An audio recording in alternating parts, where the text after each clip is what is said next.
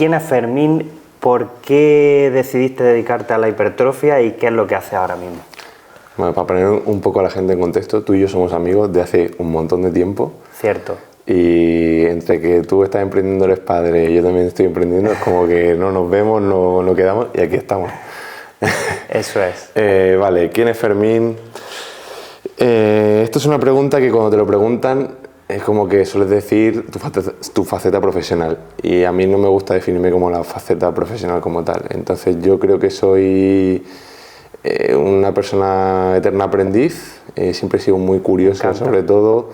Por ejemplo, me gusta mucho el mundo del café y yo me pongo a investigar sobre el café, especialidad, las formas de hacerlo. Sí, me gusta como mucho profundizar en los temas y demás. Entonces, ¿cómo he llegado a ser entrenador o la posición en la que tengo? Salvando las distancias, quitándome un poco la falsa humildad. Tampoco es que yo sea nadie, ¿no? Pero que, bueno, tengo ya cierta posición, me dedico a esto, etcétera, etcétera. Pues fue de rebote. Yo estaba para ingeniero, de hecho estaba ya en la universidad. Curioso, fíjate que no recordaba esa anécdota. Sí, estaba estudiando ingeniería, pero porque con 18 años, como yo siempre digo, pues, no sabes qué hacer con tu vida. Y aquello no me gustó, yo quería salirme de ahí y por aquel entonces ya había empezado a entrenar. Como no iba tanto a clase porque dejé de ir, empecé a entrenar mucho, me lesioné. Y a raíz de lesionarme, lo que he dicho antes, de que soy el curioso, el eterno aprendiz, empecé a leer un montón sobre entrenamiento, que estaba haciendo más sobre nutrición, sobre un poco de fisio y demás, que por eso también te conocí a ti en aquella época, de hecho, yo creo. Ajá. Y bueno, pasaron los años y aquí estoy. Me formé, empecé a experimentar. ¿Qué estudiaste, Fermín? Para la gente que no pues, te conoce. Cuando me salí de la carrera de Teleco, me fui al grado superior, que en aquel entonces, ahora se llama TESAF y ahora es el TAFAD, bueno, al revés. Antes era el TAFAD y ahora se llama el TESAF porque lo han dividido como en dos, que es el grado superior de entrenamiento como tal. Ajá. Mi idea era sacar nota ahí para luego acceder a fisio o algo así, pero durante esos 2 años yo aprendí mucho por mi cuenta, porque es lo que te digo. Lo viví. Muy autodidacta, sí, efectivamente. Lo vivías porque además yo, o sea, he sido testigo de tu Sí, de tu efectivamente. evolución. Pero lo que era estudiar para clase, pues no estaba estudiando para clase. Entonces no saqué demasiada nota, luego no sabía qué hacer con mi vida. Yo no quería estudiar ciencias del deporte, la carrera, porque pensaba que iba a acabar de profe de educación física. Y a mí esa idea no me gustaba nada. El caso es que acabé en la carrera y no he acabado de profe de educación física, lo conseguí. Qué bueno. Bueno, ya cuando empecé la carrera ya empecé a entrenar a gente y demás, vi que eso me gustaba, que se me daba bien, empecé con el mundo del powerlifting también ahí y una cosa llevó a la otra y al final pues soy, como yo digo, el entrenador de tu entrenador y además su profesor, efectivamente. Muy bien. Fermín, quería preguntarte, metiéndonos en temas un poquito más técnicos, sé que has investigado sobre hombres y mujeres, qué diferencia hay por sexo. Me gustaría preguntarte qué diferencia hay en el entrenamiento entre hombres y mujeres. Vale, pues con riesgo de que me funen un poco, ninguna.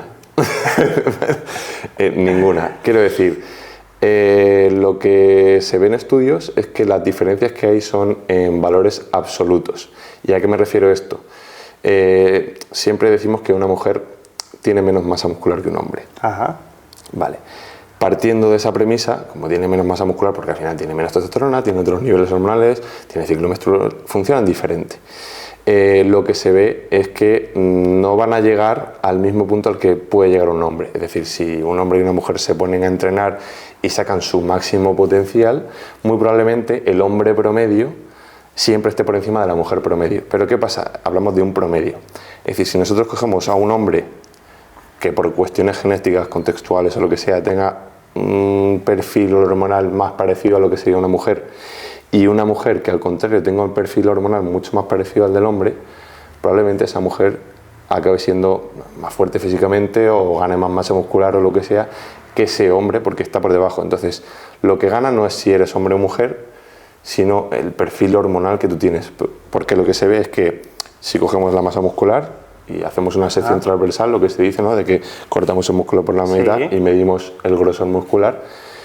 Probablemente una mujer y un hombre con la misma cantidad de masa muscular, y digo probablemente porque esto es siempre ciencia y siempre son casos hipotéticos que no podemos comprobar específicamente, ¿no?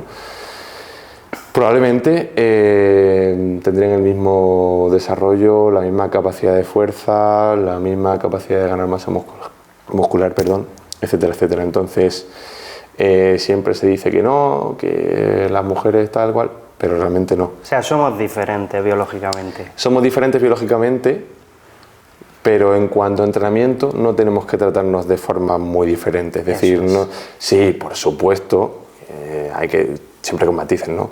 Me viene una mujer y a lo mejor quiere un resultado estético y yo no me voy a poner a entrenarle press de banca como un hombre, porque el pectoral igual queda un poco feo, igual tengo que enfocarme un poco más en el glúteo y al hombre no tanto, ¿no? Es decir, evidentemente hay diferencias, pero que no tenemos que tratar el entrenamiento de forma diferente porque funcionamos igual en cuanto a series, en cuanto a estímulos.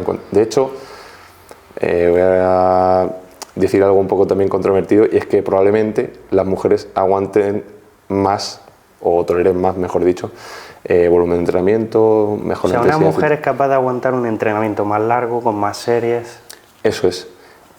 Porque tienen una mayor capacidad de recuperación por el tema que hablamos hormonal, tienen también un perfil de que utilizan más las grasas, priorizan más las grasas como fuente de energía, no tanto los carbohidratos, entonces como que son capaces de reducir un poco esa fatiga, de recuperarse antes, etcétera, etcétera. Quiero decir, un hombre y una mujer con la misma cantidad de masa muscular se ponen a hacer el mismo entrenamiento, la mujer está fresca como una lechuga y el hombre está para el arrastre. Qué interesante eso. Fermín, ¿cómo has llegado, o sea, cómo ha sido tu tránsito, aunque ya me has adelantado un poquito, desde que eras estudiante a convertirte en influencer hasta llegar a ser ahora mismo una verdadera referencia nacional en hipertrofia? Influencer. Bueno, sin ánimo de ofenderte con lo de influencer. Sí. ¿Cómo he llegado, perdón, desde el entrenamiento? ¿Cómo ha sido tu tránsito? Es decir, ¿cómo ha ido surgiendo? ¿Cómo se ha dado? ¿Cómo has llegado hasta aquí? Claro, pienso que ha sido algo natural. Es decir, nunca lo he buscado como tal. Quizá era algo que resonaba en mi cabeza, ¿no? De qué guay algún día poder dedicarte a esto como mis referentes, etcétera, etcétera, ¿no? De que yo digo que guau, pues viven de las redes sociales, al final tienen su negocio por aquí o lo que sea, pero era como una idea muy lejana y realmente yo no actuaba como para decir, guau, voy a convertirme en eso. Digamos que una cosa lleva a la otra, es lo que te digo. Yo empecé en ingeniería, acabé en el grado superior, de ahí a la carrera, ya empecé a entrenar a gente, vi que me gustaba, iba a competiciones, porque tuve una época que me dedicaba como mucho al mundo del powerlifting, tú lo sabes. Sí, sí, yo... Y ahí acabé con competidores y tal, de hecho sigo llevando alguno. Y vi que me gustaba, que se me daba bien, la gente me veía, al final me contrataban por ahí porque veían que este y este iban muy bien, entonces pues yo también me quiero sumar al carro, y poco a poco, pues a raíz de ahí yo vi, oye, pues igual el boca a boca está muy bien, pero a lo mejor si quiero conseguir más clientes para lo mío, pues también tengo que intentar hacer algo con las redes sociales, y pruebas cosas y tal, y al final te das cuenta de que lo que más te aporta a ti como profesional y como persona y como todo, es darle valor a la gente. Por eso lo que digo de el entrenador de tu entrenador, o sea, como que ahora mismo yo veo que el marketing de las personas está enfocado a que te contraten, y yo, si ves mi perfil, no estoy enfocado a que me contrates, estoy enfocado a aportarte, a que tú sientas que conmigo aprendes.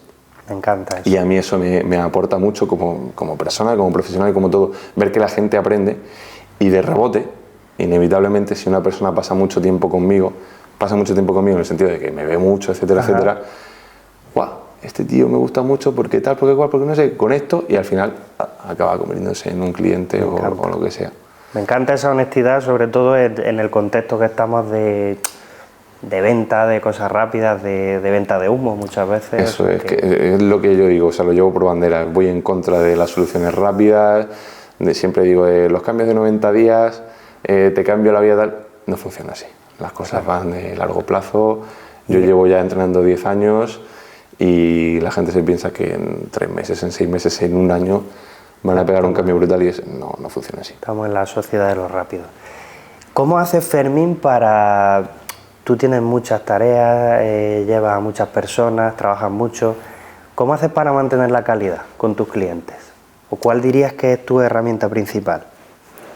Pues mira, vivimos ahora mismo un cambio con esto de la IA, que parece que es la conversación que está en todos lados, ¿no? La IA. Total.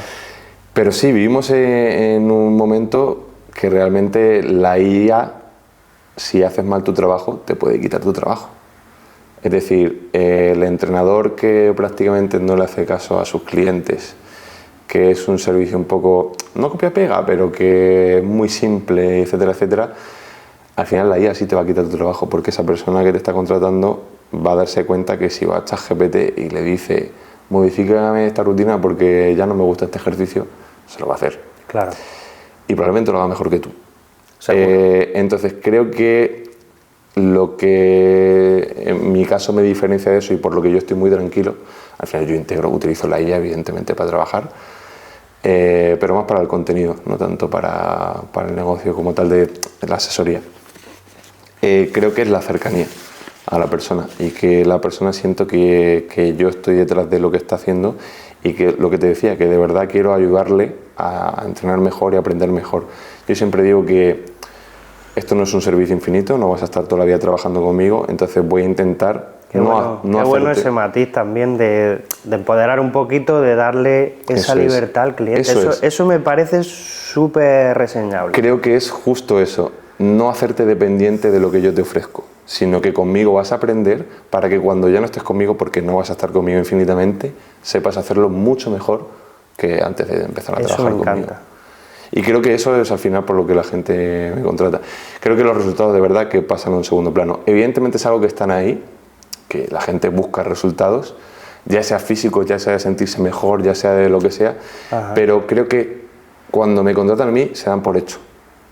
Es como, sí, yo sé que voy a tener resultados, pero además de los resultados, o quiero aprender, o quiero, no sé, ese trato, o quiero ver cómo trabaja otro tipo de persona, porque lo que te digo, tengo muchos entrenadores, nutricionistas, etcétera, etcétera, que al final se fijan en muchas más cosas además de los resultados que van a tener. Qué bueno, Fermín. Volviendo un poco al contexto actual de las cosas rápidas, de las cosas poco profundas, tú eres una persona que te gusta mucho profundizar. Un poco de profesional a profesional, ¿cómo crees que es de importante para un entrenador el área de la anatomía y biomecánica? ¿Qué porcentaje le daría en el trabajo como entrenador? Por mojarte un poquito más.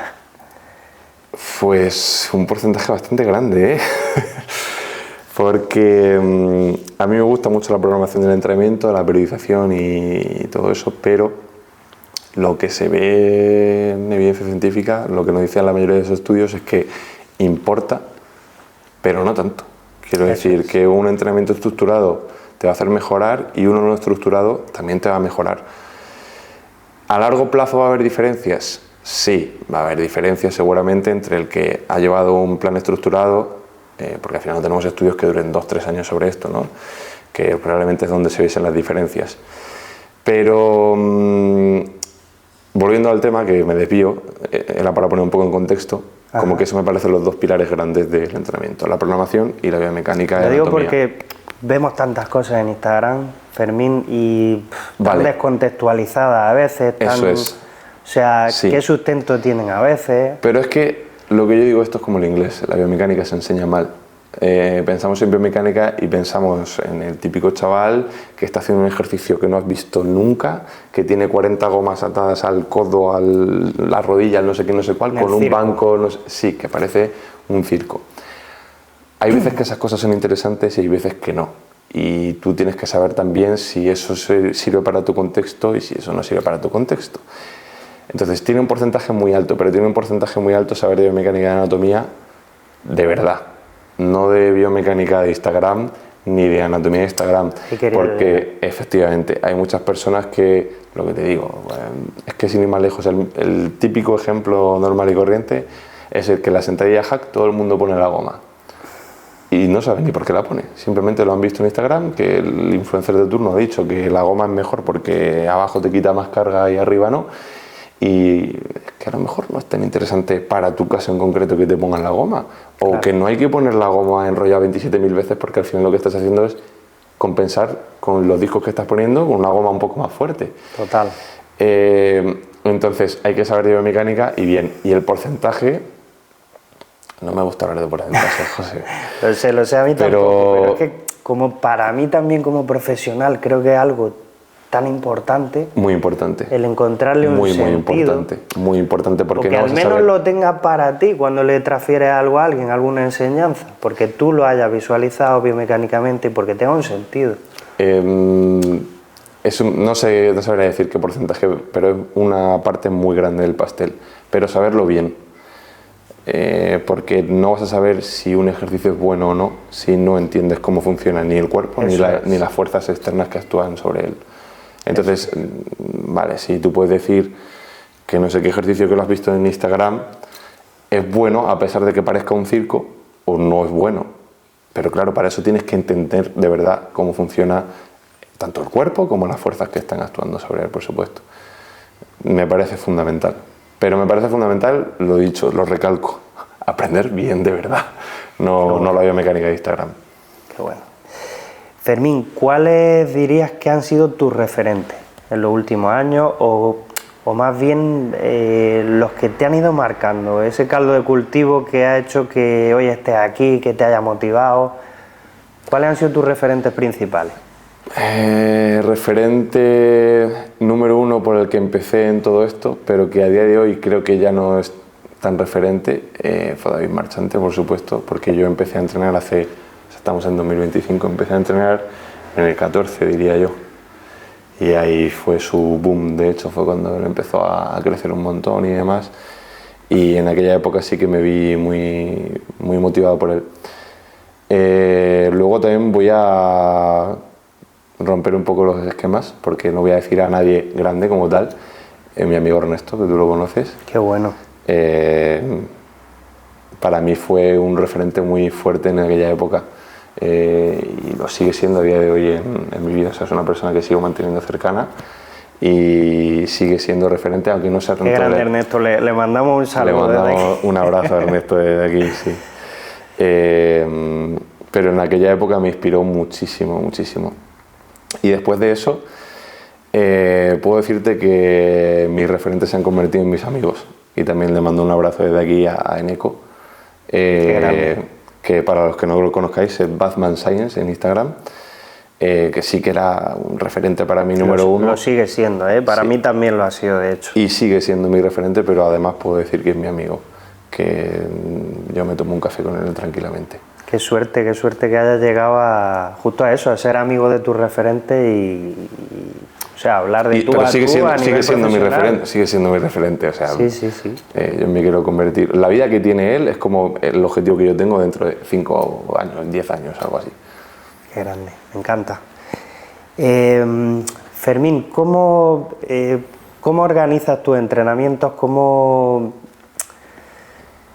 haces para priorizar, entrando un poquito más en materia, los ejercicios para distribuir los volúmenes? O sea, no hace falta que seamos súper técnicos, pero grosso modo para alguien que no te conozca o que no sepa cómo llevar a un cliente, ¿cómo gestiona el entrenamiento de una persona? Vale. Sin entrar en herramientas o en... Aquí voy a romper los esquemas de la gente. Yo siempre digo que hagas lo que tu entrenador dice y no lo que tu entrenador hace. Porque en mi caso hago casa de herrero, cuchillo de palo, pero de manual. Es decir, yo estaba haciendo últimamente el entrenamiento que le pongo a un cliente. Porque entreno con él, más o menos de mi nivel en cuanto a entrenamiento, entonces con algún matiz, alguna serie que quito por ahí, algún ejercicio que cambio o lo que sea, pero más o menos llevo su mismo entrenamiento porque es de mi nivel, tenemos unos objetivos parecidos, etcétera, etcétera. Dicho lo cual, esto no es lo que recomiendo, evidentemente. Esto es lo que yo hago porque al final mi entrenamiento pasa a un segundo plano, estoy más centrado en otras cosas, ¿no? Pero si tuviera que dar una recomendación a alguien, es que probablemente no esté entrenando lo suficientemente fuerte, que deba entrenar bastante más fuerte de lo que piensa, y que probablemente está haciendo mucho menos de lo que piensa también en cuanto a cantidad. O sea, en términos generales, ¿crees que la gente no suele dar la intensidad real al entrenamiento? Esas es las dos cosas que me encuentro en general, pero incluso no con gente de a pie como tal, que yo digo entrenadores o gente normal y corriente que le gusta mucho entrenar y tal. La mayoría de gente no llega a donde debería llegar para mejorar lo que quiere mejorar, y podría darlo, pero piensa que va a sobreentrenar, que va a tener fatiga, le tiene incluso cierto miedo a lesionarse, etcétera, etcétera. Al final, esto es uno de los deportes más seguros que hay. Estás en unas condiciones súper controladas. Hablo del gimnasio en general. Qué bueno que... No, quizá CrossFit o algo así, por ejemplo, es algo un poco más problemático, sobre todo cómo se gestiona en la mayoría de centros de España, porque son clases en las que hay muchísima gente y no te puedes personalizar en una en concreto, ¿no? Sí, al final es un caldo de cultivo complicado porque mezcla mucha gente, mezcla un ambiente competitivo y es un deporte poca que exige, personalización muchas es un deporte veces. que exige tanto de técnica como de movilidad, y eso sí que le falta a la mayoría de personas. Entonces, no hablo de eso, sino que hablo del gimnasio convencional, de la gente que va al gimnasio para ganar masa muscular, para estar más saludable, etcétera, etcétera. Es una de las cosas más seguras que hay. Es un entorno muy controlado en el que tú eliges la carga, tú eliges la velocidad, tú eliges hasta dónde bajas. O sea, es lo más controlado que puede haber, y más si estás con la ayuda de un profesional. Bueno. Entonces pienso que eso, que lo que le falla a la mayoría de personas es que debe entrenar, que no debe tener miedo ni a meter peso ni a acercarse más a las últimas repeticiones, que son súper lentas, en las que tiene que esforzarse de verdad, y que además seguramente está haciendo mucha menos cantidad de trabajo de la que puede hacer. Que puede sacar, o sea, que piensa que a lo mejor hay mucha gente que dice, no, yo voy 4 días por semana al gimnasio, pero te pones a analizar su entrenamiento y la semana pasada fue 2 días porque tuvo no sé qué y no sé cuál, la siguiente fue 3 días porque y de media está yendo 2-3 días a la semana. Y poco intenso. Y poco intenso, y además cuando va al gimnasio, esta máquina está ocupada, me la salto, y así. Entonces creo que ese es el fallo de la mayoría de personas, de la gran mayoría. Sin entrar en tema de registro, que tú también lo recalcas mucho, y que sí, desde luego a mí me parece, o sea, algo sin lo que es, o sea, nadie debería ir al gimnasio sin una libreta. Nadie debería ir al gimnasio sin una libreta, porque creo que es la hoja de ruta. Es que no es de ruta, es simplemente decir, la semana pasada hice esto, esta semana voy a ver si hago exactamente los mismos ejercicios y he progresado o no he progresado, o voy a intentar meter un poco más de repeticiones aquí, un poco más de peso allá. ¿Cómo va a objetivar lo que ha hecho si no lo está registrando? Si entras por la puerta del gimnasio y vas a la máquina que está libre, que algunas personas hacen así, ¿hoy qué me toca? No lo sé, esta máquina está libre, pues hoy empiezo por la pierna y luego sigo por no sé qué, estás perdiendo tu tiempo. O sea, estás mejor que no estando en el sofá de casa, pero puedes hacer las cosas muchísimo mejor, claro que sí. Qué bueno. Fermín, otro de los mitos que está también mucho en redes sociales, sobre el que se habla mucho, sobre el que, bueno, no sé si es un poquito consecuencia de estudios que se hayan hecho con personas que han recibido algún tipo de ayuda no legal, seguramente. El mito de la conexión mente-músculo. ¿Qué opinas sobre eso? ¿Es realmente tan importante? Ya sé que te ríes porque es que algo que está ahí, pero me gustaría que me dijeras algo al respecto. Ese mito, como muchos otros, al final vienen un poco relacionados justo con lo que estaba diciendo antes, y con lo que hemos hablado de la biomecánica. Vamos a intentar mezclarlo un poco. Primero te hablo de la conexión mente-músculo y te digo que la conexión mente-músculo es lo que se dice, ¿no? De que tienes que sentir cierta musculatura para que el trabajo se vaya más ahí, etcétera, etcétera, y eso la verdad es que no tiene nada de evidencia. porque no es lo que realmente importa, que tú sientes una musculatura o no. Y me voy a explicar un ejemplo súper sencillo, es lo que le digo a la gente. Cuando tú haces este estiramiento, el típico clásico de isquio, que te pones así, tal, no sé qué, sientes los isquios un montón, sientes que te van a reventar. Total. ¿Eso significa que te van a crecer? Seguramente Significa que, vale, ¿significa que están trabajando de alguna forma? No, significa que estás sintiendo ese estiramiento y ya está. No hay más que eso, ¿no? Pues con los ejercicios en el gimnasio pasa un poco lo mismo. Cuando tú haces un peso muerto, están involucrados toda la cadena posterior, todo lo que son los isquios, los extensores de cadera, los glúteos, la espalda baja, la espalda alta para mantener lo que es la barra cerca del cuerpo, el abdomen para mantener la columna neutra. Están involucrados muchísimos grupos musculares. Ajá. Tú sientes algo, ¿no? Sientes que tu cuerpo al final quiere sobrevivir, sientes que todo te pesa muchísimo, pero no sientes en concreto esto, ni el gemelo, ni el... No, sientes... O sea, yo creo que no serían ni buenos en ejercicios multiarticulares. Como hay en algunos ejercicios, como puede ser, yo qué sé, un curl predicador o algo así, que tú sientes como quemazón. Claro, son ejercicios que suele costar la parte final del rango de movimiento, ¿vale? Cuando ya está el músculo bastante acortado. Ajá. Y, bueno, el curl predicador no es un buen ejemplo en este caso, pero bueno, para que se me entienda, que suele costar más la parte final del rango de recorrido y que además vamos a muchas repeticiones y además son monoarticulares, es decir, solo se mueve una articulación, que en este caso sería el codo. Ajá. Ahí sentimos esa quemazón y decimos, ¡guau! Sí está trabajando, pero en el caso de los multiarticulares, no. Entonces, ¿es una buena referencia que tú sientas cierta musculatura para decir si un ejercicio es bueno o no? Para nada. Para que un ejercicio sea bueno para la musculatura que tú quieres, tiene que ser el limitante principal que no te permite seguir haciendo repeticiones. Qué bueno eso. Entonces, si yo estoy remando sin straps y lo que me hace parar la serie son las manos porque se me escapa el agarre, no es un buen ejercicio para la espalda, sino que es un buen ejercicio para el antebrazo.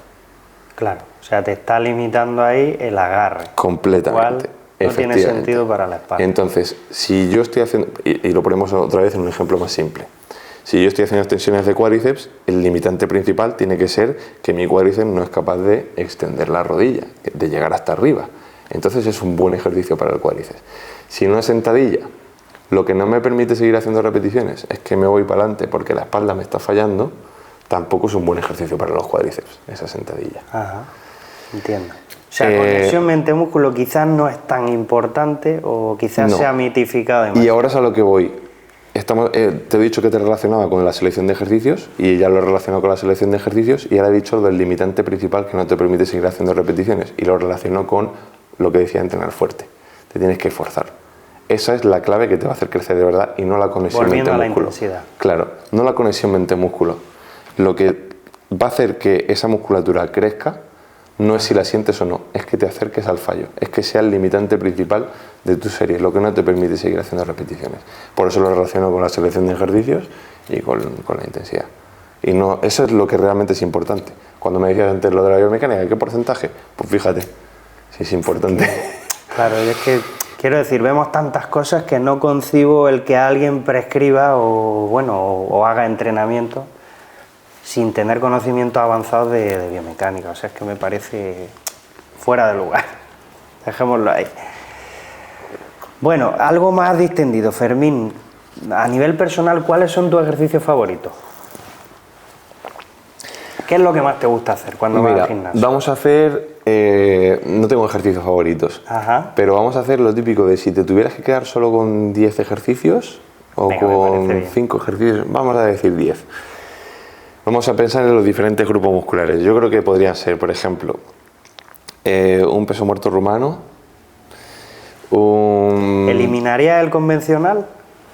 No lo eliminaría, pero como mi objetivo es la hipertrofia, preferiría hacer un peso muerto rumano para isquios y demás, quitando de la ecuación todo lo que sea en la cadena anterior. Vale. Entonces, metería un peso muerto rumano también para la espalda. Y es que me parece fundamental, la verdad. El peso muerto rumano, un press de banca inclinado en multipower, porque me gusta con más estabilidad. Pensando en la espalda como tal, metería un remo alto unilateral, como si fuera un jalón. Metería otro remo horizontal que sería en alguna máquina seguramente, que me pese más al inicio. En estiramiento. Metería elevaciones laterales. Me da igual la variante, me gustan todas.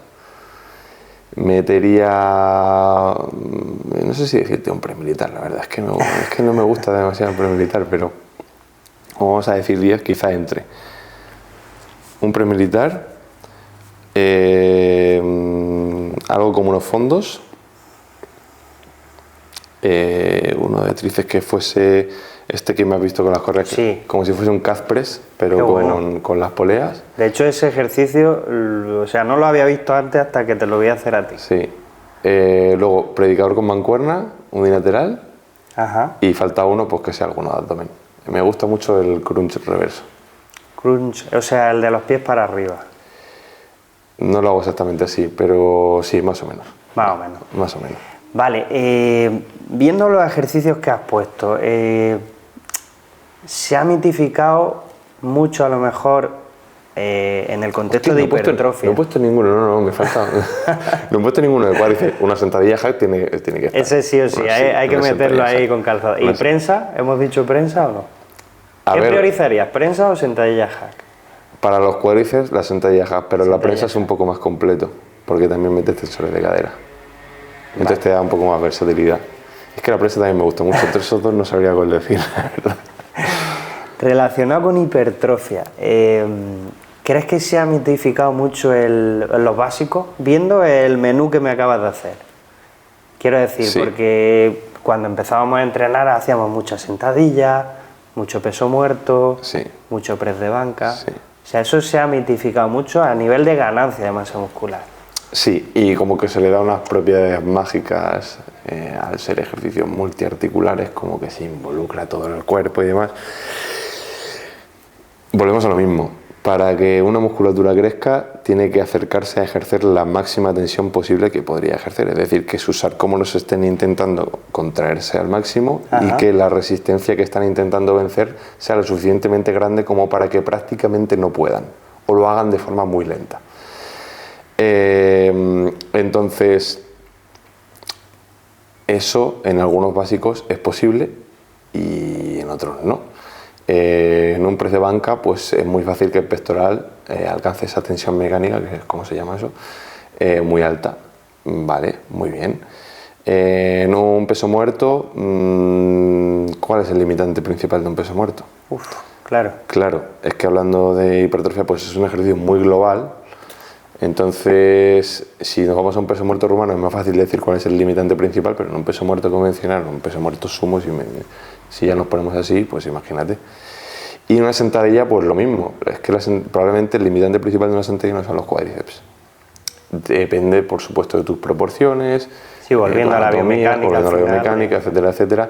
Pero probablemente la mayoría de los mortales, entre que no tenemos buena movilidad de tobillo, no somos capaces de adelantar mucho la rodilla por delante del pie, y que no tenemos un fémur demasiado corto, como puede ser, por ejemplo, la gente asiática que suele tener proporciones con el fémur a lo mejor algo más corto, algo así, que te hace ir muy vertical. Justo eso, al tener el fémur un poco más largo y no ir tan vertical, anteriorizamos la carga y eso hace que la cadera, extensores de cadera, la espalda, etcétera, etcétera, se lleven bastante más trabajo y siempre probablemente el limitante principal y no tanto los cuádriceps.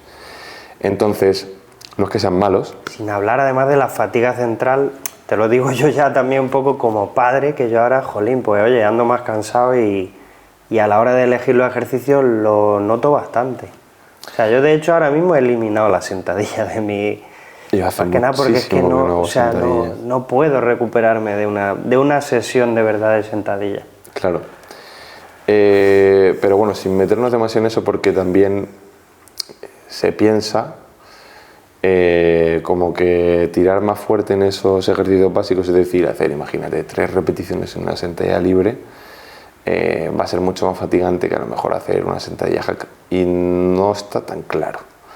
Porque tú piensas, ¿qué te va a fatigar más? ¿Hacer 3 repeticiones de una sentadilla libre o hacer 15? Claro. Si son cercanas al fallo, ¿eh? Claro. Entonces estamos comparando ejercicios, son diferentes, pero lo que te va a fatigar de verdad es que te acerques a ejercer esa máxima tensión que puedes ejercer. Entonces... Una vez más sale la intensidad. Una vez más sale la intensidad reducir. O sea, es un concepto importante de verdad. Muy Cuando importante. algo sale tanto es porque es importante. Muy importante. Pero sí, que los básicos se ha dado como mucha importancia, que no son el demonio, que se pueden introducir, pero que no son se para puede nada, vivir sin ellos. sí, no son para nada necesarios, ni tienen ninguna propiedad mágica, ni nada así. Tenemos que ver los ejercicios como herramientas para conseguir lo que queremos y no como algo mágico de, buah, es que si meto este y este, complemento perfectamente las funciones de mi musculatura. No es tanto así. Ajá. Fermín, tú que estás siempre en gimnasio, ¿cuáles son los mitos que más rabia te dan? Que digas, joder, es que la gente otra vez con esto. Ya hemos hablado de algunos, pero alguno que recuerdes en particular que digas, que tío, la gente sigue con esto, tengo que seguir un poquito trabajando esto. Pues con el gimnasio como tal, te diría que el de la conexión mente-músculo es uno muy fuerte que sigue existiendo bastante. No conexión mente-músculo, sino que la gente elige los ejercicios en función de si siente la musculatura o no. Ajá. Es decir, este no me gusta porque no siento la musculatura. Vale, es que eso da igual. O sea, no tienes que sentirlo. Claro, no tienes por qué sentirlo y puede ser un buen ejercicio perfectamente para lo que estás buscando. Y el resto de mitos que puede haber, que ya hemos tocado bastantes, pero creo que el principal en cuanto al entrenamiento es el de la intensidad, que la gente no lo tiene en cuenta y sigue haciendo un 4x10, un 4x12, esa es su estructura, y son series por hacer, sin registrar absolutamente nada, pero es que además no tienes, hablando un poco de eso, no tienes por qué parar a la 10ª repetición, a la 12, que la gente hace como 1, 8, 4, 5, 6, 7, 8, 9 y 10. Y ya deja la barra y ya está. Es como, esa serie es un paseo, No, es un calentamiento. Quizá otro, el de los tiempos de descanso entre series, que la gente descansa muy poco entre series, y luego está el otro extremo, que serían los chavales powerlifters jóvenes que les falta llevarse la silla de camping al gimnasio para descansar entre series 15 minutos. Y tú lo has sido, ¿eh? Lo has sido en el pasado. He pasado por ahí. Te diría que el resto de mitos son de fuera del gimnasio. La gente sigue teniendo miedo a comer, sigue diciendo que los carbohidratos por la noche engordan, no se preocupa. ¿Tú te lo sigues encontrando eso con algunos clientes? Muchísimo.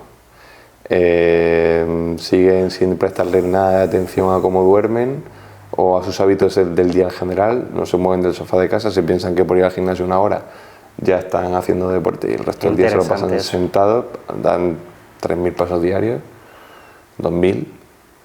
Y, o sea, no todo es entrenar ni el rato que estás en el gimnasio. Sí, y o sea, tienen unos hábitos muy malos, pero es que incluso me iría a hábitos emocionales ya de esa persona en su día a día no se siente bien en ningún momento. Y poco se habla de eso realmente. Y influye mucho. Poco se habla. Fermín, sé que, porque te sigo y además te admiro, siempre estás actualizado. ¿Cómo haces para mantenerte al día sobre publicaciones científicas, sobre lo que va saliendo? ¿Cómo lo haces? Porque al final tienes el tiempo limitado. Vale, pues diría que esto viene más bien porque lo que te he dicho al principio del podcast, que soy un eterno aprendiz y un curioso. Entonces estoy muy pendiente de las cosas que salen o dejan de salir, digamos que estoy como a la vanguardia. Para empezar, hay una red social de frikis, que es... en la que tú eres partícipe sí, también. es ResearchGate, que es como que... PubMed es un motor de búsqueda donde salen todos los artículos científicos y demás, pero ResearchGate es donde los investigadores tienen un perfil y van publicando las cosas que investigan o van, digamos, reposteando lo que publican otras personas, etcétera, etcétera. Entonces, por ejemplo, de eso estoy muy pendiente. Tengo todos los todos los avisos, perdón, puestos en PubMed de avísame cuando salga estudios con estas palabras clave. Además, sigo investigadores en redes sociales, sigo a profesionales del sector que están como en auge. Entonces estoy muy pendiente no solo de la última evidencia, sino de lo que se pone de moda o se deja de poner de moda. Quiero decir, no sé qué influencer súper grande pone de moda entrenar en estiramiento y ahora parece que todo el mundo tiene que entrenar en estiramiento. Total. Entonces eso, aunque no sea lo último en cuanto a evidencia científica, que durante un tiempo lo ha sido, por ejemplo, sin ir más lejos, está de moda decir que no hay que hacer preses para que te crezca el pectoral y todo el mundo está haciéndolo con poleas.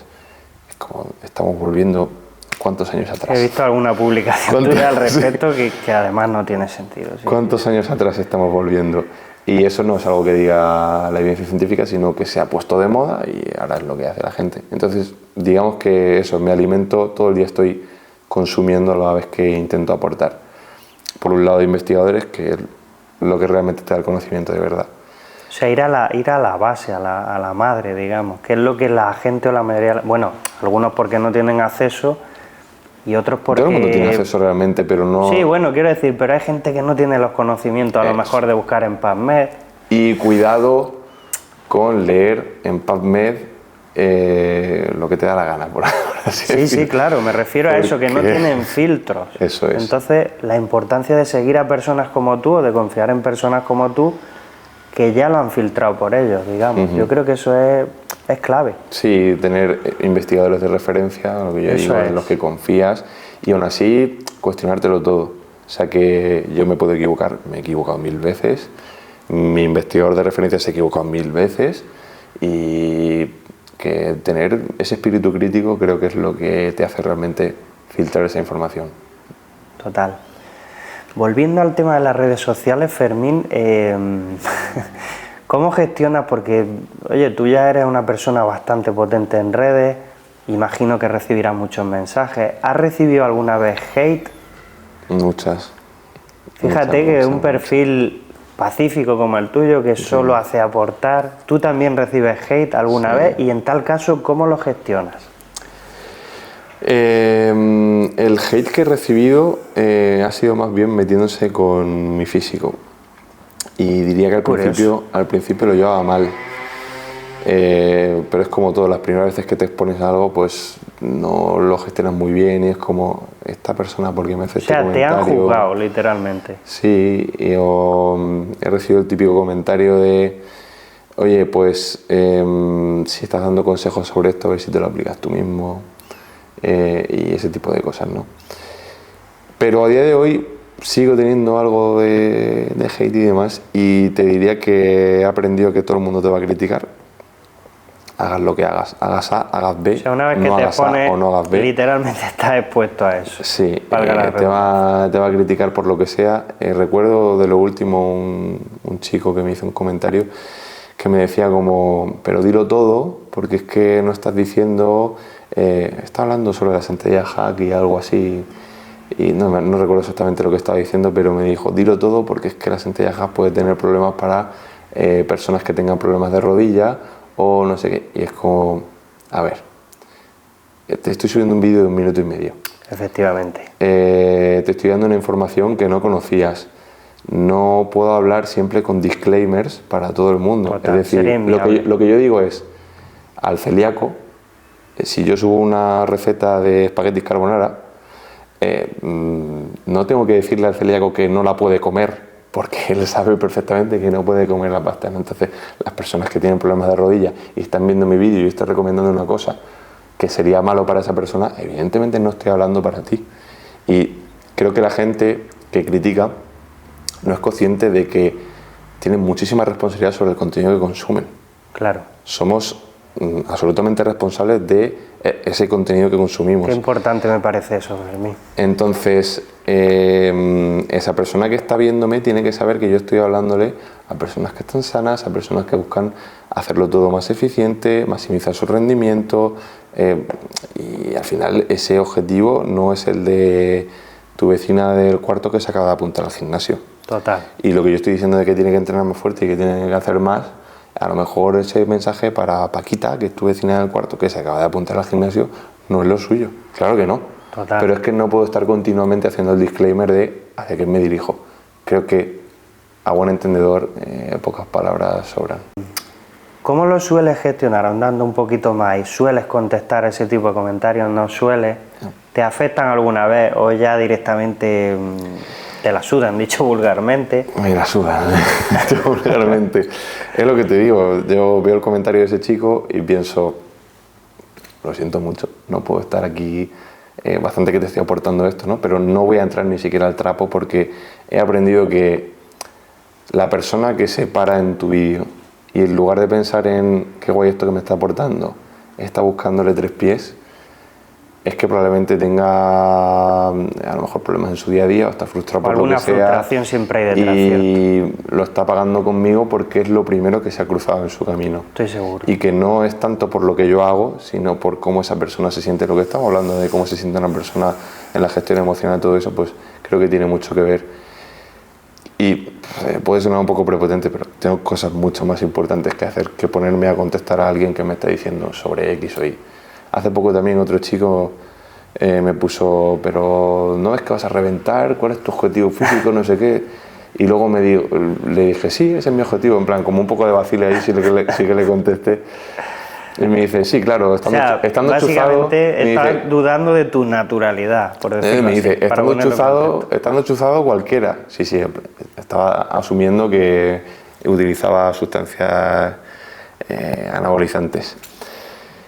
Y ya es que, pues eso, o vacilas o no contestas, ya es que no me voy a poner... Porque eso es que tengo cosas mucho más importantes que hacer que pensar en esas cosas. Ahora que has mencionado el tema de la farmacología, que al final ha salido de forma natural,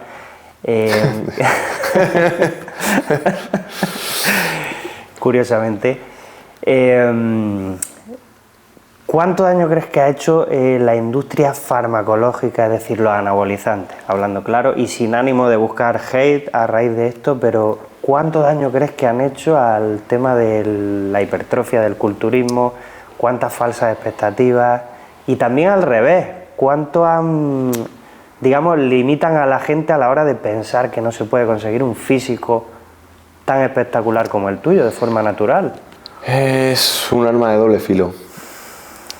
Porque la opinión que yo tengo sobre esto es que se puede usar. Quiero decir, a ver, que no me funden por esto.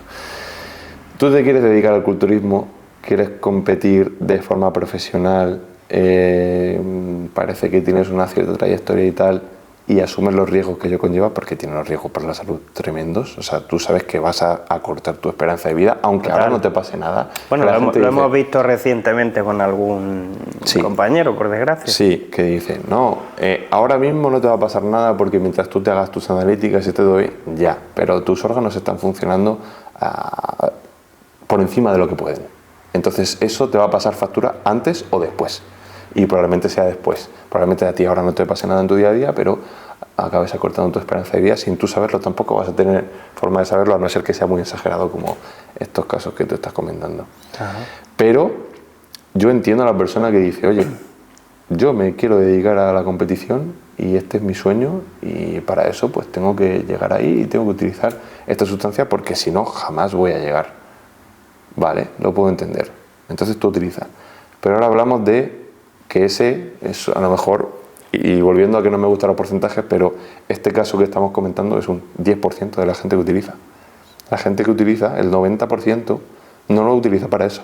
Lo utiliza porque quiere ser el más fuerte de la playa, porque quiere ser el más fuerte de sus colegas, porque piensa que no lo va a conseguir de forma natural, por un montón de historias. Entonces, en ese caso, puedes prescindir de ello completamente. No te hace falta utilizar para ser ni el más fuerte de la playa, ni el más fuerte del gimnasio, ni no lo vas a conseguir de forma natural.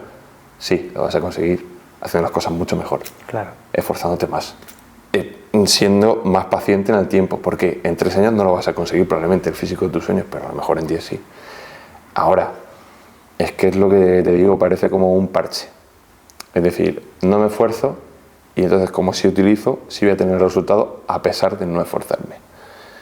Luego está el que sí se esfuerza, tal, no sé qué, pero es que no estamos hablando de eso, estamos hablando de que ese caso, lo que te digo antes, son competidores Gente que sí que se esfuerza, gente que sí que aprovecha eso que está metiendo en su cuerpo, pero porque quiere un fin mayor.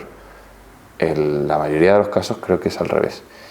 Y sobre lo que decías del daño, creo que ha hecho muchísimo daño. Porque hay Sobre muchos todo chavales... lo digo porque la gente, justo eso, piensa que no se puede estar súper fuerte, tener un cuerpo espectacular sin farmacología. Es que me parece muy triste, Sí.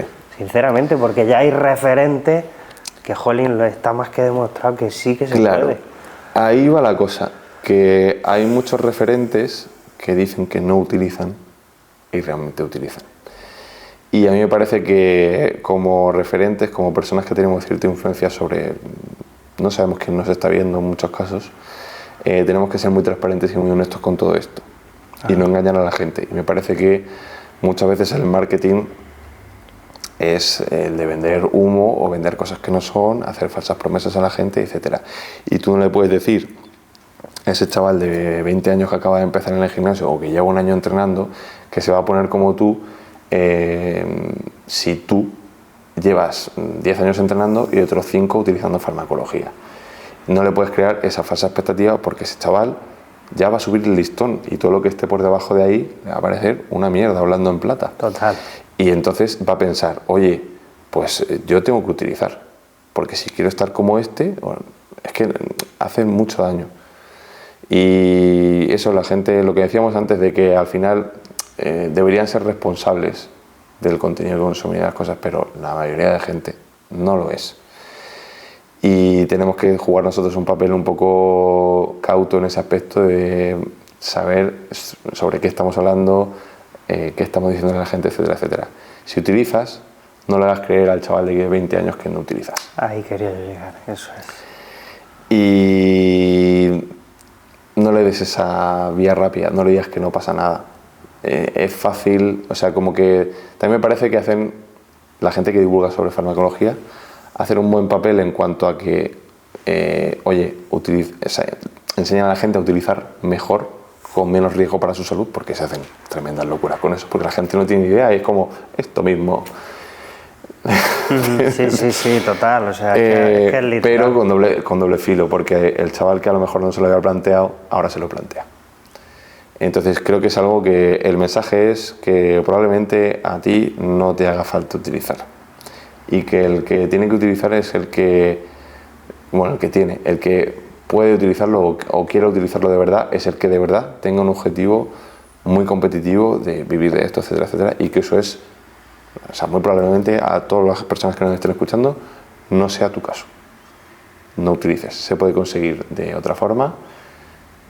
Tienes que ser más paciente y esforzarte más, seguramente. Total. Fermín, volviendo al tema de la inteligencia artificial que ya has mencionado antes, voy a beber yo también un poquito de agua. Que me quedo sin voz. Volviendo a ese tema y para los entrenadores que tienen miedo, ¿crees que realmente la inteligencia artificial va a sustituir al entrenador como tal? ¿O va a sustituir a algunos de ellos? Justo lo que te he comentado al principio. Creo que va a sustituir al entrenador que no se curre su trabajo. Es decir, si a ti te viene un cliente y lo que haces es pasarle el entrenamiento genérico que ya tienes en el ordenador guardado, como tienes una carpeta con hombre, iniciación 4 días, hombre, iniciación 5 días, lo que hace mujer, efectivamente, y haces un copia-pega y le pones exactamente, o sea, es que ni te molestas en personalizarlo un poco, directamente le cambias el nombre, se lo envías y fuera. Ese chico va a ir a ChatGPT mañana, le va a pasar la rutina a ChatGPT y le va a decir este ejercicio y este ejercicio no me gustan, ¿me puedes poner algunos similares? Y ChatGPT le va a decir sí, y además esta rutina la puedes mejorar si te hago esto y esto y esto. ¿Quieres que te lo haga? Y tú le vas a decir sí, venga, quiero que me lo hagas. Y tú vas a decir, ¿para qué narices estoy pagando al entrenador? Si he llegado, me he puesto la rutina y se ha olvidado de mí. Entonces creo que ese tipo de entrenadores o nutricionistas que pueden hacer exactamente lo mismo, tienen los días contados. Pero si tú te curras un poco tu servicio y no le haces a la persona dependiente como decíamos antes, sino que al revés, le haces sentirse protagonista, porque realmente es el protagonista de esto. Le haces que aprenda, que tome decisiones, que realmente sepa lo que está haciendo y sobre todo le acompañas en el proceso, que creo que también es lo que busca un poco la gente, sentirse acompañado y sentir seguridad de que estén haciendo lo que tienen que hacer. No te va a quitar tu trabajo, te va a ayudar, eso sí, no seas reticente con no, yo la IA tal. La IA te puede ayudar muchísimo a tu trabajo. Eso va a estar ahí y va a estar hasta en la sopa. Y deberías aprender a utilizarla seguramente. Bueno, seguramente no. Deberías aprender a utilizarla porque te puede ayudar mucho a tu trabajo. Pero quítate tu trabajo si tienes ese tipo de negocio, de verdad, de ayudar a la persona, no creo que te vaya a quitar nada. Y a la vez, creo que es una brecha también, esto de la IA que estamos diciendo, de que la gente cada vez va a valorar más el trato personal. Y yo ya me he encontrado eso. Me parece súper interesante lo que dices ahora. Creo que me he encontrado ya eso. Alguna persona que me ha dicho, hola Info, gracias. Y yo le he contestado, hola, no soy un robot. Y después me ha dicho, guau, cómo agradezco que haya una persona detrás de este mensaje y que no sea un mensaje automático que me lo ponga un robot, que no sé qué, no sé cuál. Y ahora sí te cuento mi vida. Entonces es como, vale, ahora sí podemos entendernos, pero si me dices, ni si no me pones info gracias, yo te voy a contestar, no soy un robot, o directamente no te contesto. Creo que eso, al final, persona... La gente se está acostumbrando a esa atención por parte de bots y digamos que ahora se está, crees que valorando un poquito más esa humanidad, o ese trato humano. Claro, y si yo te estoy tratando y tú sabes que hay una persona detrás de esto... Qué bueno eso. Creo que lo vas a valorar más. Entonces, la IA ha venido para cambiarnos, sea como sea. Algunos negocios van a morir, otros van a incluso a mejorar. Que es así. Sí, sin duda yo al final creo que vamos hacia un mundo mucho más rápido. O sea, ahora sí. Crear algo, ya sea un entrenamiento, incluso un edificio, incluso, yo qué sé, materializar las cosas creo que va a ser mucho más rápido. Pero, por ejemplo, tú aquí, ¿cómo te va a quitar la IA de tu trabajo? No, o sea es que yo siempre digo, en este caso que tengo un centro físico... Tienes un trato personal con cada persona. La persona viene aquí a entrenar, pero también viene a contarte su vida. Eso es la mitad del entrenamiento, eso. Viene a contarte cómo se ha sentido en su día, la mitad, literal. Cómo está esta semana. Además, tú tienes un trato personal con esa persona y ya le vas a preguntar por lo que te contó la semana pasada. ¿Qué tal? Entonces, esa persona viene aquí... Viene a entrenar, pero viene a ese rato de despejarse, de contártelo a ti, de soltártelo todo y tal. Entonces, eso con la IA no lo va a tener. Total. A lo mejor va a tener un mejor entrenamiento. Eso no te lo discuto, pero no va a tener eso. Entonces, lo va a valorar mucho más. Al final somos humanos. Sí.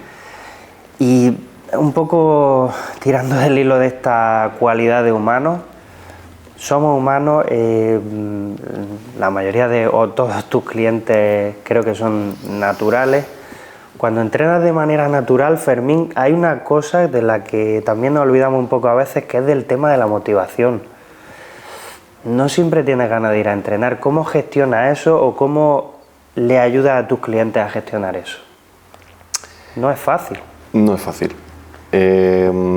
Porque tú tienes, volviendo a ese tema, tú tienes un servicio presencial en el que estás de tú a tú con la persona y yo no estoy tanto con la persona porque, aunque sea yo la persona que esté detrás y no sea un bot, es un chat. Entonces es difícil de gestionar y muchas veces yo intento pues estar algo encima porque tú lo notas, o sea, esa persona no te va a decir estoy desmotivado ni nada, es como te tienes que preocupar por él en lo personal, oye, ¿qué pasa? Porque estás yendo menos a entrenar o me das menos feedback o apareces menos por aquí, no sé qué está ocurriendo exactamente en tu día a día, está todo bien, tal. Entonces yo intento conocer a las personas. Yo, por suerte, puedo decir que me sé la vida de todos los clientes que tengo. Qué importante. Sé dónde viven, sé si tienen novia, si tienen trabajo. O sea, conozco a esas personas, no son un número para mí. Porque así lo he querido yo que sea, claro, por supuesto. Y alguno puede decir que, bueno, es que estás haciendo el rol de psicólogo, tal. No soy psicólogo, soy humano. Y si noto que esa persona está mal, pero no es por el entrenamiento, y está yendo a entrenar menos, pero no es por el entrenamiento, pues voy a intentarle ayudar. Y le voy a decir, oye, yo te puedo ayudar de alguna forma, puedo hacer que el entrenamiento sea más ameno para ti o más atractivo de esta forma. ¿Quieres que cambiemos algo? ¿Quieres que hagamos esto? O incluso lo voy a cambiar yo si veo que esa es la forma en la que puedo ayudarlo. Entonces intento gestionarlo así, pero repito que a través de una pantalla a veces es difícil, porque simplemente hay personas que no contestan. Hay personas que, por mucho que, oye, tal, te puede de alguna forma pasar algo, tal, lo que sea, no van a aparecer o te van a decir, sí, me pasa esto, pero no te van a permitir. A ver, también, que yo intento llegar a lo personal, pero si esa persona tampoco está abierta, pues tampoco puedo hacer nada, ¿no? Pero sí que intento gestionarlo de esa manera. De todas formas... ¿Qué le sueles decir cuando o sea, se sinceran contigo? Joder, Fermín, es que no tengo ganas de ir a entrenar. ¿Cómo lo sueles hacer eso? Pues lo primero, entendiendo de verdad si es un problema, o sea, para esa persona, si te está contando un problema, lo primero que tienes que hacer es validar que tiene ese problema. Es decir, entiendo, por supuesto, tu situación, es normal que te sientas así, y por otro lado tienes que intentar hacerle ver que entrenar probablemente le ayude, porque no solo son los resultados físicos ni nada, sino que yo siempre digo lo mismo, no me acuerdo de ningún entrenamiento que haya salido peor del gimnasio de lo que entré, por muy mal que estuviera en lo personal o lo que sea. Bueno. Al final ese rato es para ti, a nivel hormonal por supuesto vas a estar mucho mejor, etcétera, etcétera. Entonces es como, ve a entrenar, aunque no sea el plan perfecto, mejor hecho que perfecto, vas a irte a tu casa mucho más tranquilo de lo que has entrado al gimnasio, aunque no te merezca nada, sal de la cama, y si no son 5 días son 3, y si no son 2, y si no será lo que sea, pero lo que hagas va a ser mejor que no hacer nada. Entonces intento ir por ahí. O sea, la importancia del contexto también de la persona, de entender su contexto. Entender y validar lo que le ocurre, porque aunque para mí no sea un problema importante, para esa persona sí lo va a ser. Y animarle a que siga entrenando y a que no lo deje, porque probablemente le venga peor. O sea, ya no hablamos de resultados físicos ni no físicos, es que le va a venir peor a nivel emocional. Le va a costar más gestionar emociones, etcétera, etcétera. Fermín, ¿cuál suele ser el tipo de cliente con el que trabajas? Pues 2 tipos de clientes.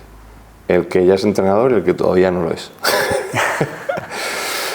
O sea, trabaja con un perfil muy profesional. Sí. A ver, no tiene por qué llegar a ser entrenador, ¿no? O sea, sí que trabajo con entrenadores y con nutricionistas porque conectan mucho con mi mensaje. Al final doy un mensaje un poco más avanzado, no le hablo a la persona que acaba de empezar a entrenar. Aún así alguna persona sí me viene, acabo de empezar a entrenar, pero ya aprendí a decir, oye, no soy el profesional que estás buscando. Ni tú vas a ver la calidad de lo que ofrezco, ni yo voy a saber cómo ayudarte exactamente. Bueno, hemos tenido un calentamiento de cámara, disculpad por la interrupción. Pero bueno, continuamos con la entrevista. Fermín, otro tema un poquito controvertido. ¿Cómo de importante crees que es la formación? Por supuesto que es importante, pero ¿realmente crees que es clave o crees que es ineludible ir a la universidad para ser un buen entrenador? Ya sé que es algo controvertido. Es controvertido esto. Pero bueno, me gustaría saber tu opinión. No es necesario ir a la universidad. Pero, por otro lado, pienso que la universidad te enseña las cosas que no te aprenderías por tu propia cuenta. Es decir, a lo mejor si te interesa mucho un tema, como puede ser en mi caso la hipertrofia, la ganancia de masa muscular, etcétera, etcétera, vas a leer mucho sobre biomecánica, vas a leer mucho sobre un montón de cosas, pero a lo mejor no lees tanto sobre fisiología. No lees tanto sobre otros sistemas de entrenamiento que sean de otro tipo, aunque sea cardiovascular, aunque sea... Entonces creo que la universidad te da ese bagaje y sobre todo también creo que a un chaval de 18 años le enseña a organizarse en cuanto a estudiar, a ir a clase, casi todos empezamos a trabajar cuando estamos ya en la universidad, entonces a compaginar el trabajo, el entrenamiento en la universidad, no sé qué, no sé cuál. Creo que te enseña mucho como persona, no tanto el valor que te dé en cuanto a si vas a ser un buen entrenador o no.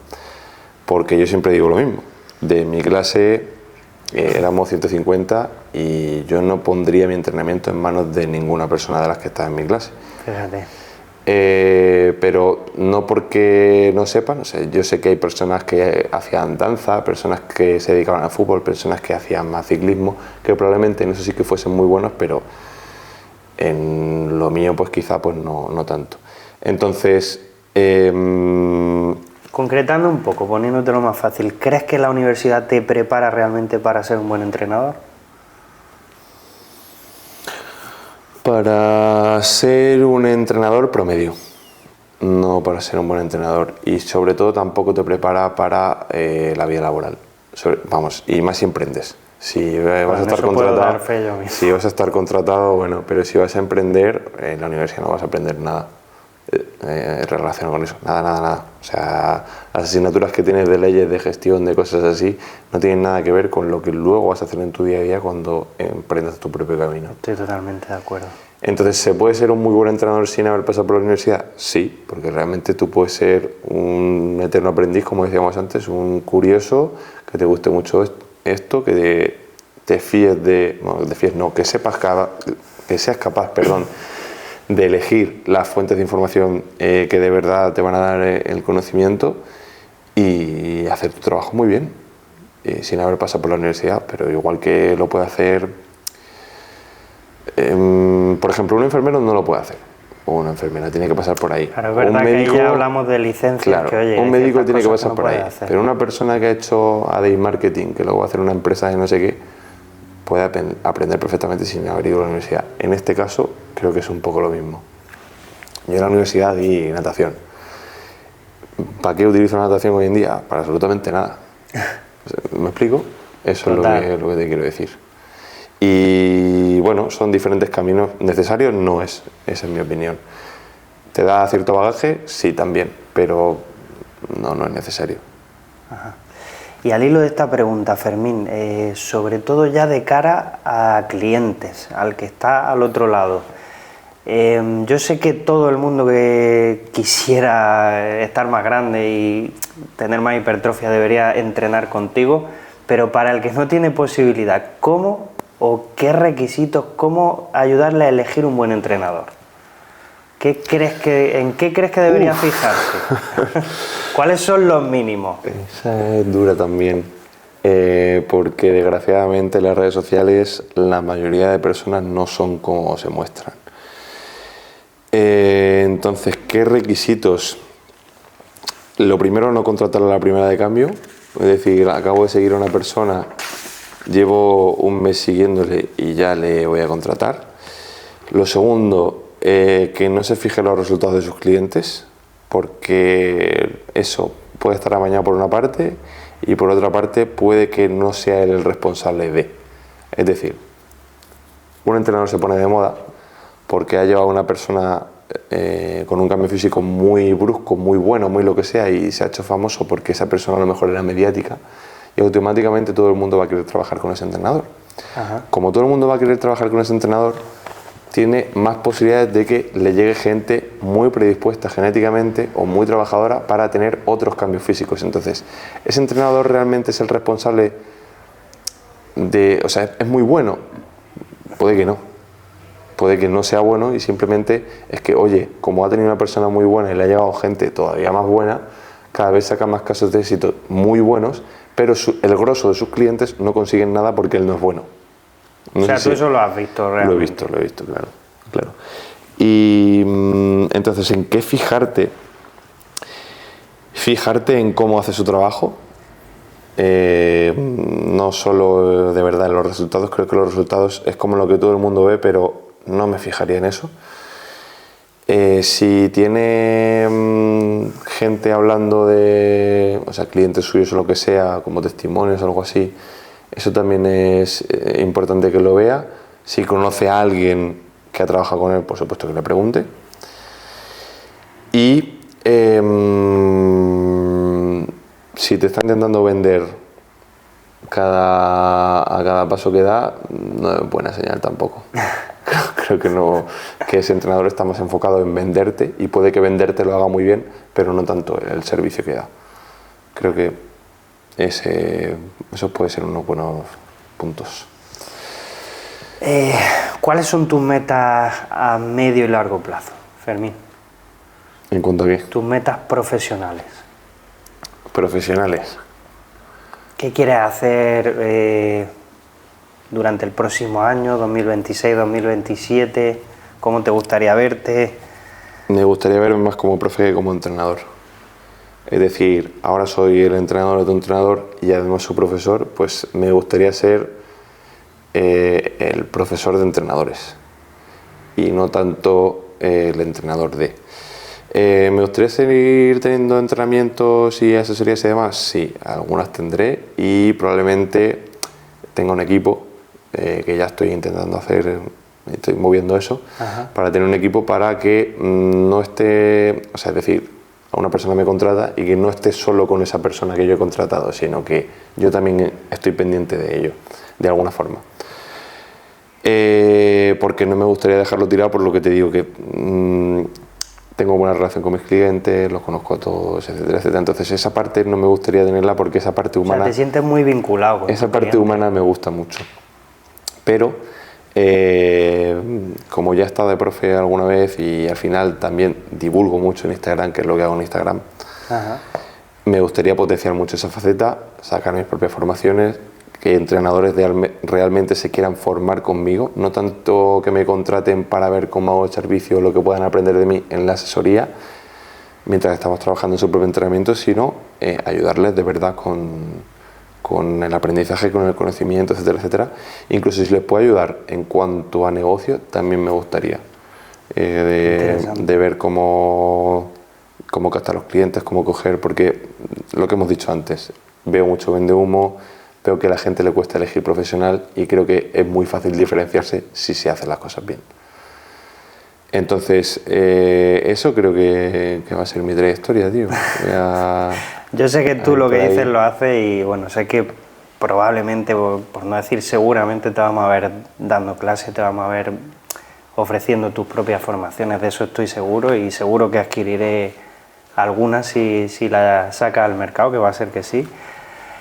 Y bueno, por último quería preguntarte, Fermín, ya para cerrar un poquito esta entrevista, si tuvieras que darle un consejo a una persona que quiere ganar masa muscular, ¿cuál sería? ¿Que no haya dicho ya? Que no hayas dicho ya o que quieras recalcar, porque probablemente ya lo hayas dicho.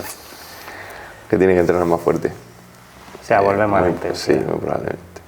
En cuanto al entrenamiento, porque luego lo que hemos dicho, hay variables que están fuera, que esté pendiente del sueño, que esté pendiente de lo que come, etcétera, etcétera, que eso también es muy importante, ¿no? O sea, por muy bien que hagas el entrenamiento, si no comes lo que tienes que comer, no vas a crecer. Pero creo que el fallo principal es que nos dejamos las bases por el camino y la base es entrenar muy fuerte, no hay más. O sea, por ponerlo en otras palabras y no tanto en consejo, esa persona que está preocupada porque piensa que no progresa, piensa que lo está haciendo todo bien porque sigue a no sé qué influencer, me sigue a mí mismo incluso. Ajá. Y está haciendo el ejercicio que yo hago, está haciendo las cosas que yo digo y tal y cual, pero no entrena fuerte. Y luego ve al típico que lleva 15 años en el gimnasio, que va como pollo sin cabeza, que cada día hace una cosa, que no se preocupa de nada de lo que hace en el gimnasio, ni de cómo hace la técnica, no se preocupa de nada, pero está fuerte. ¿Por qué está fuerte esa persona? Porque lleva mucho tiempo entrenando y porque cada vez que va al gimnasio, haga lo que haga, lo hace muy fuerte, entrena muy duro. Entonces, la base es mucho más importante que el resto. O sea, siempre prevalece la intensidad al final. Sí, tiene que... O sea, es que no me gusta que decir lo más importante, pero es el factor sine qua non. Sin eso, todo lo otro no puede compensar la falta de intensidad. Qué bueno. Pues hasta aquí por hoy, Fermín. Creo que ya es hora de cerrar esta entrevista. Ha sido un verdadero placer tenerte aquí hoy. Estoy realmente orgulloso de ti de corazón, de ver tu crecimiento exponencial físicamente, profesionalmente y a todos los niveles. Y espero seguir contando contigo, viéndote y seguir charlando contigo muchas veces. Claro que sí, José. Muchas gracias por invitarme y nada, por hacer un llamado a la acción a la gente. Me pueden seguir en mis redes sociales, que no sé si las dejarás por ahí. Sí, las vamos a dejar. Y últimamente, relacionado con esto de las formaciones, he hecho una lista de correo en la que probablemente pues saque todas las cosas por ahí y voy a dedicarme ¿Cómo más podemos acceder a tu lista de correo, Fermín? lo tengo puesto, bueno, podemos dejar el enlace por aquí, si quieres te lo paso y lo dejas. Perfecto. Siempre escribo todas las semanas y siempre digo lo mismo, en cada mail hay un aprendizaje. Mail que te pierdes, hipertrofia que rechazas. Así que con ese lema pues lo podemos dejar. Genial, pues me encanta el cierre y espero seguir viéndote y que no pase tanto tiempo hasta que nos volvamos a ver. Espero. Un placer. Un placer, José.